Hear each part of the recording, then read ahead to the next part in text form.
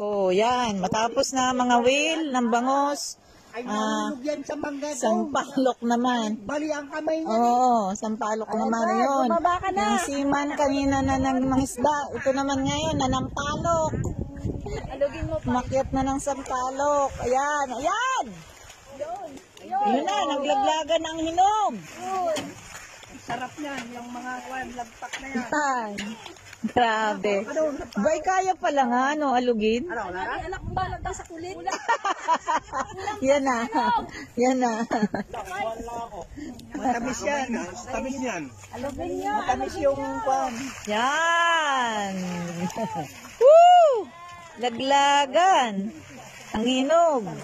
Ang hilog na sampalok. Ito ang biyaya talaga. Biyaya ng lugar na ito. Gamitin mo na. Aba, nandiyan na.